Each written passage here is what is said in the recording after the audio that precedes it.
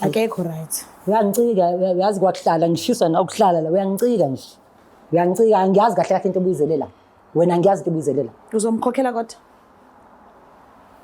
Angizolenza iplan. Ngani? Mhlawumbe into eyaninje le.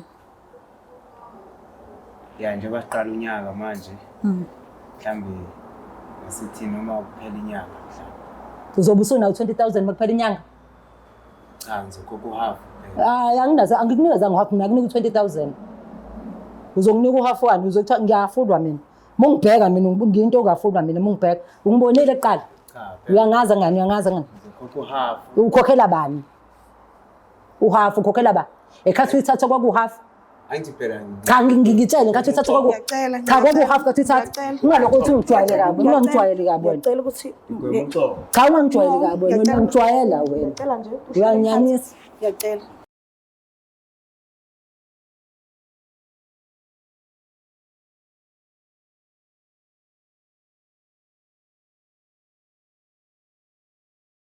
Ngibingelela nanku ababukeli beBlack Life TV kuhlelo esilibiza ngokuthi iLove Back. Igama lami nguStufuza Dlangamandla Zulu.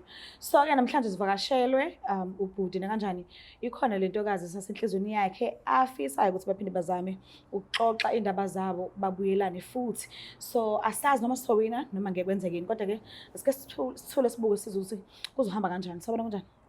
Molo sisi. Ngiyaphila. Ngiyaphila nami. Ngicela kwazi isibongo negama lendalo osokhona. Ndingumfeketo. Ngisuka Eastern Cape. Okay. Lusikisiki. Yeah.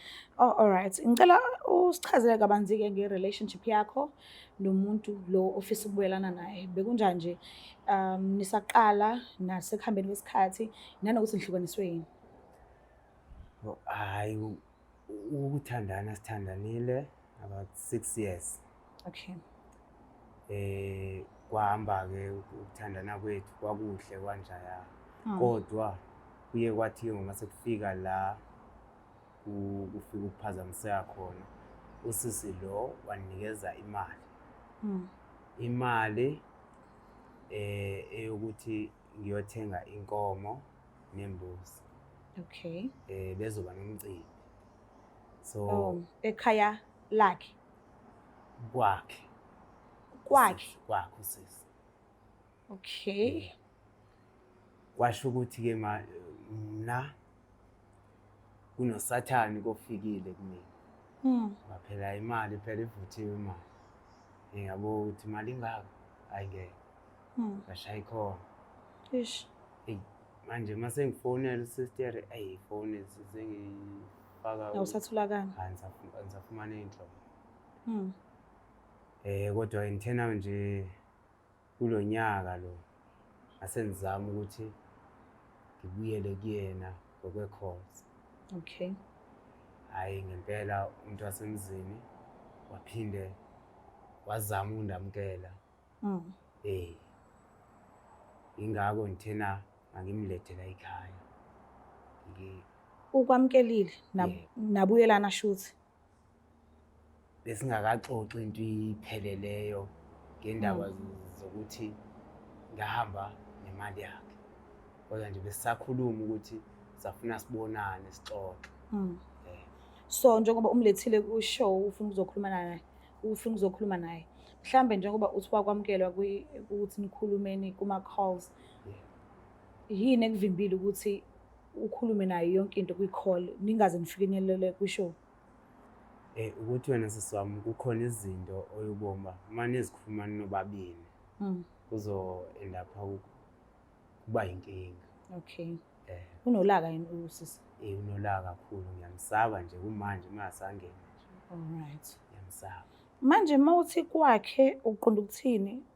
Mhlambe ngabe uyisoka ushadile unomunye umuntu noma usho ukuthi endlini yakhe noma ilawu lakhe? Indlu yakhe. Oh, indlu yakhe. Hayi kubo la ezala khona indlu yakhe egcekeni lakhe. Egcekeni lakhe. Oh, okay. Yo ngithusile mawuthi kwakhe ngiyasho ukuthi ayibo. Shuthi mkamuntu phela lo and asikwazi ukuvumela lokho. So ke mawuthi uyamsaba pho yazi ukuthi kanjani uzolethwa kwishow ungazi lutho. Ungayena futhi umuntu othanda ukuthi iy'ndaba zakho ezi-personal zaziwe abantu kakhulukazi oseduze nabo. So uma uthi uyamsaba, okay, akwamukele ukuthi niyaxoxa nonke, avume futhi athambe, but uthole ukuthi uma senifika endlini senoba u-2 ajike. Ekuphanishela nje ukuthi yini ungilethile phambi kwabantu ishow ebukwa abantu abangaka. Cause angathamba phela kalula mebona mina ngikhona phakathi kwenu. Mese gade ukuthi hayi sizoya endlini vele noma sizobonana la esisobonana khona. Ngoba ngempela angazi ngempela uba kuzokwenzekani ngoba nje ngempela ngiyamsaba mengasangene njengomisisho nje lo muntu khohlakele ngempela. Manje ke imali wayenzani ke? Imali ngayisebenzisa athi ngeze ngisho ukuthi ngayisebenzisa into ezikanjani ngoba nawe uzophatheka kabuhlungu. Ukhona yini omunye umuntu ombonayo ngaphandle kwakhe? Cha, akekho. Akekho. Akekho. Okay. Unabo abantwana? Cha, abantwana anginabo ngoba manje abesawo boqala phansi sibe naye. Makwenzeka sibuyelana sikhulumisana. Okay. So mawubhekile usazophinda kuthembe kanjani? Noma kuthiwa uyakuthanda ke fine, but uthando alihambi lodwa. Luhlezi izoba newele eliyithemba. Kuyahambisana kanje. So uthola ukuthi yes usakuthanda uyafuna ukuba nawe kodwa manje inkinga selicrackile uthando lweni into ukuthembana into engasahlangani engeke isahlangana because imali phela iyaqhathana. Ya kona ngiyazi ukuthi ukuthembana ngeke kube sabakho njengakuqala. So why ufuna ukubuyelana nomuntu owazi kahle kamhlophe ukuthi kungenzeka kumsinde ukuthi aphinde akuthembe futhi? Why ungaqhubekeli phambili nempilo? Esiswami ukuthi angimboni umuntu engingamthanda nongangithanda phandle kwakhe. Okay. Yeah. It's vele simlanda because ke saxhumana naye ukhona, but angazi ukuthi uzokuvuma yini kwakona ukuthi akhulumisane nathi mawuthi umuntu onolaka. Kodwa nje ngicela ukukunikeza ithuba ukhulumisane naye ngimlanda asondele. Ngicela usondelene.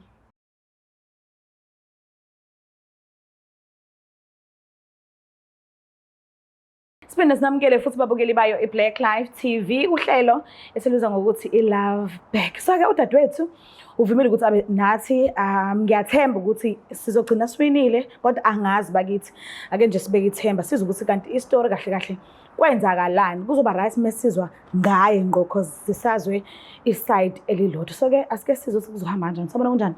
Ngiyaphila sesinjani? Ngiyaphila nami. Ngicela ukukwazi Cela ukwazi nje ukuthi uma bani ubuya kuphi nendawo? Mina nguMaphoso Zubane. Ngibuya eMpangeni. Oh okay. Yeah. Uyamazi ubhuti enhle naye? Ngiyamazi. Ngiyacikeka futhi mangimbona ke nje ukukhuluma nakho konke. Awuthandisisi kahle. Ngiyacikeka ngempela ngiyacikeka. Yo, ngiyaxolisa ukuthi ngikuhlanganise nomuntu ongamthakaseli ukumbona kodwa ke ucelile ukuthi simhlanganise nawe akekho right. Kunezinto eziningi nje afisa ukuthi aziveze nanokuthi axolise kuzona nafisa ukuzicela futhi. So mina ngicela ukwazi nje esadini lakho ukuthi yini le edala ukuthi ungathandisisi ukumbona mhlambe nagejanaphi ukuthi nagejana noma ithini into kwenzakalani kona ekwazaneni kwenu yaye kuphi inhloso nenzani nje ekwazaneni kwenu mhlambe belukhona uthando noma bekungani noma ithi nje into ungicela ungichazele ufinyelele la sekubheda khona izinto nala nagejana khona. La ubhuti lo wafika kumina like wayengumuntu ongekho right. Okay. La khona ukumbona wayengumuntu ongekho right. So ngamzwela ngokuthi mina lapha ekhaya kunemsebenzi eminingi uyenziwe lapha ekhaya wafika umuntu ozoba uhlaka ngicabanga ukuthi uyazi ukuthi uyisangoma siba nomhlaba. Yes. Yebo mina ngumuntu ukuhlala yedwa onamathwasa Okay. So ubhuti mefika lapha waba uhlakalani engisiza like makabe kukhona abantu abafikile ukuthi ngimthume ukuthi angilinduzane angisondezele imithi nje noma angigqulele imithi. Yes. Ngoba beseyazi even ney'nhlobo zemithi ebengimthuma zona besezazi. Kwase kuba khona lokhu ukuthi njengoba kumuntu wesifazane futhi lokhu umuntu ebehlala naye ekhaya. Okay. Kwase kuba khona la ukuthi kuba khona nokuxega mina as umuntu wesifazane ongenayo vele umuntu ohlala naye. Oh yes. Kwagcina kwakheke inhlansi yothando. Okay. Sithema sesiphakathi kwafika kwangena amathwasa awu2 ezothwasa kwahamba isikhathi-ke then kwase kufika la ukuthi omunye sekufanele aphothule lo amathwasami ngathatha imali engango-20,000 njengomuntu ngoba mina ngibhizi ekhaya ngeke ngikwazi ukuthi ngiphume ekhaya futhi anginabo abantwana engathi bona engabasebenzisa nabafowethu akekho umuntu enginayo ekhaya uyena umuntu engase ngimthembile ngathatha u-20,000 ngathi ngicela ayongithengela imbuzi nenkomo khona lo mntwana ezokwazi ukuthi aphothule wahamba lapho ubhuti wabantu ijubalani ngiyamfuna emafonini angimtholi nalapho futhi nakubo yebo bengazi ukuthi wase-Eastern Cape kodwa manje inkinga yami angazi noma Eastern Cape noma ubusikisiki inkinga yami isekuthenini uma ngimfuna ngizomthola kuphi ngoba akekho umuntu wakubo ebengimazi yes akaze ngifike egcekeni yabo ngoba besineminyaka ewu6 nje sithandana then ke sahlala ke kulo 6 month ke lo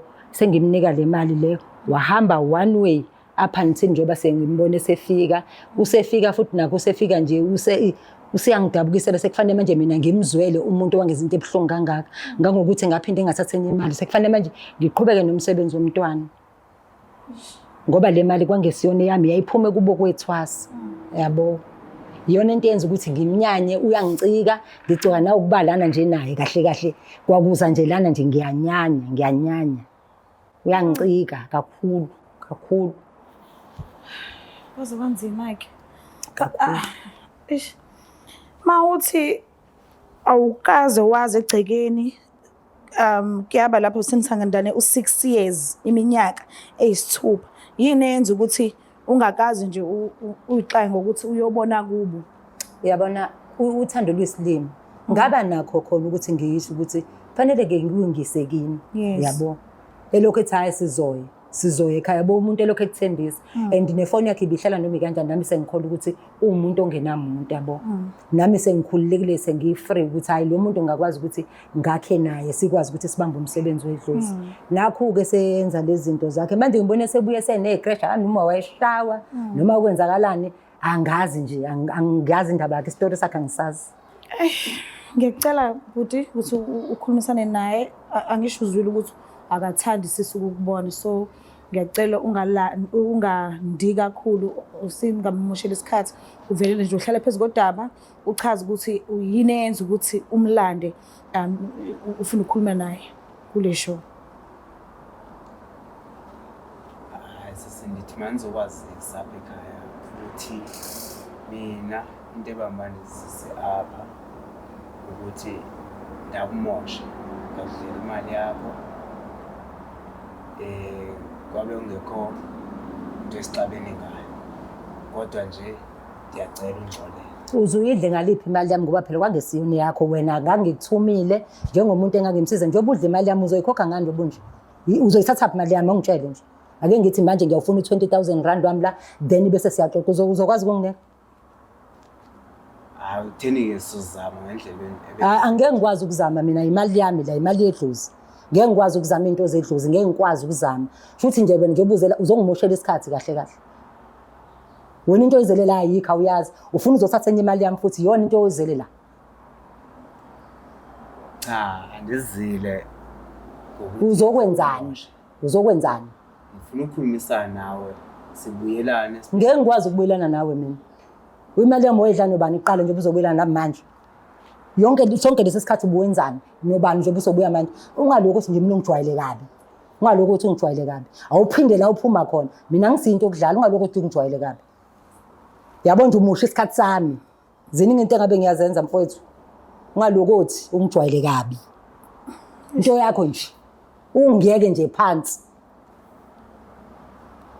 ya khona ndiyazi ukuthi kubuhlungu kodwa nje mina ngiyaxolisa. Inkinga yakhe-ke uvana benjeni yabo manje uyadonseka manje awusamazi wayidla imali yami akasaqaqeka ngekhathi eyithatha imali yami wayehappy manje sekufika isikhathi sokuthi manje usezobhekana nami akasakwazi ukukhuluma ayikho into engizoyikhuluma nawe mina ngimoshela isikhathi ayikho into engizoyikhuluma nawe futhi uyangicika uyangicasula ngokubangela isicefe ngeke ngikwazi banuyeke nje lento oyisho uyanginyanyisa Uyambona ukuthi uthaka kapholi. uyanginyanyisa Akekho right, usakwatile and I think ukubona kwakhe manje uvele kwavusa kabusha. Mhlawumbe ungenzeka ukuthi bese zamile ukukunyathela ngeenyawo. Akekho right. uyangicika uyazi kwakuhlala ngishiswa na ukuhlala la uyangicika nje uyangicika angiyazi kahle kahle into obuyizelela wena ngiyazi into obuyizelela Uzomkhokhela kodwa?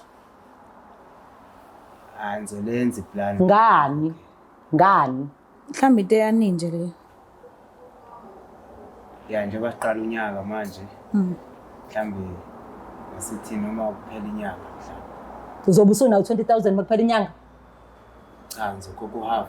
hayi angikunikeza ngo half mina kunika 20,000 uzonginika u half wani uzothi ngiyafundwa mina mungibheka mina ngiyinto ongafundwa mina mungibheka ungibonile eqala Cha uyangaza ngani ngizokhokha half. ukhokhela bani uhalf ukhokhela ba ekhathi uyithatha kwaku half Angithi phela cha ngitshele ngathi uthatha kwaku Ngiyacela. cha kwaku half kathi uthatha ungalokho uthi ungijwayele kabi ungangijwayele kabi wena Ngiyacela ukuthi ngikuxoxa. cha ungangijwayele kabi wena ungangijwayela wena ngiyacela nje. uyanginyanyisa Ngiyacela. Ngiyabonga kakhulu. uyanginyanyisa wena Ngeke. ayikho into oyizelela ayikho into oyizelela uyangicika hawo Ngiyacela ukuthi uyangicika ngempela nje umkhululekise uma ngiyabonga kakhulu ukuthi ukwazile ukufika and ngiyabona ukuthi manje ngeke sikwazi ukuthi siqhubeke sikhulumisane because vele inhliziyo yakhe ayikho right and I think udinga ushaya umoya and ushilo wathi awuthandi vele ukumbona but ngiyabonga kakhulu ukuthi ungihloniphile wagcina ngokufika ngiyabonga abese ngenzela wena sisi ngiyabonga ngiyacela ungakhululeka ngicela uhlale nje kanjalo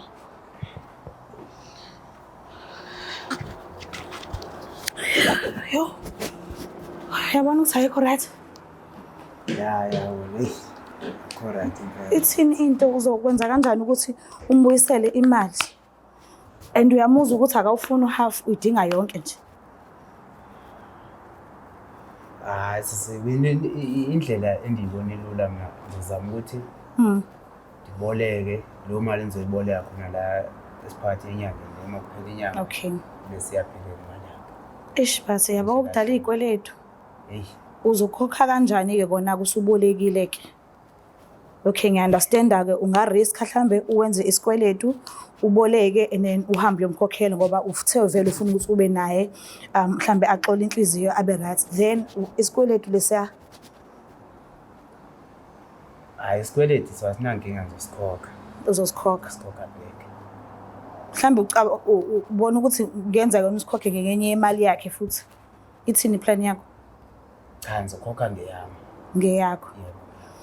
Okay kulungile but ngiyakucela bandla umbuyisele mhlambe ke umzwile ethi mangase ngithi ngicela u20,000 mhlambe sesingabuye sikhuluma ukuthi yini enye mhlambe uzozinikeza ithuba ukuthi akulale uthini mase etholile imali kodwa yena akekho right ngicela umnikeze nje ithuba kancane ehlisa umoya ube ukuthi uzama imali then umnikeze then mhlambe sengakulalela ke emva lokuthi kuthekani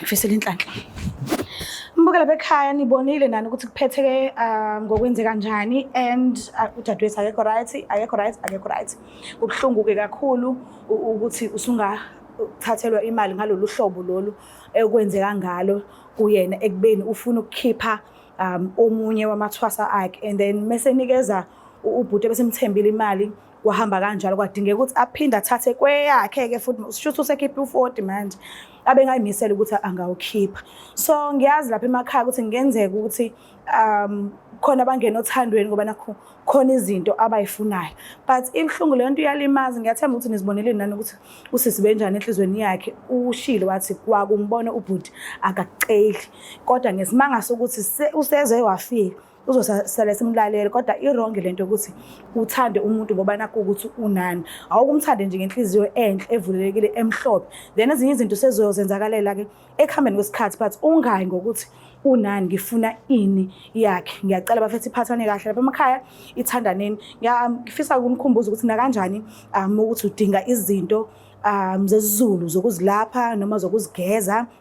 Ikhona i-Black Life Pharmacy, noma yini oyifunayo ungayithola ku-062 219 7748. Nanoma kuthiwa awukaze uzwe ukuthi mhlambe isifo ogula ngaphansi kwaso asikaze sis-advertise noma kunjalo, but phone ubuze ukuthi ikhona into kanje eningangisiza ngayo kulesi sifo engigula ngaphansi kwaso. Mayengekho sizokuchazela ukuthi ayikho. Ngeke futhi size sikunikeze into e-wrong ngoba nakho senzele ukuthi asiphoqe ukuthi sinayo yonke into. Zikhona izinto esingenazo, kodwa musu ukuhlala nesifo ugula lapha ekhaya, fona ubuze ukuthi sinakho yini. Mekukhona sizokunikeza kukusize futhi. So ngiyacela usingakhohlwa subscribe, ni like and share. Igama lami nguStufuza Dlanga, Amandla eZulu. Bye you.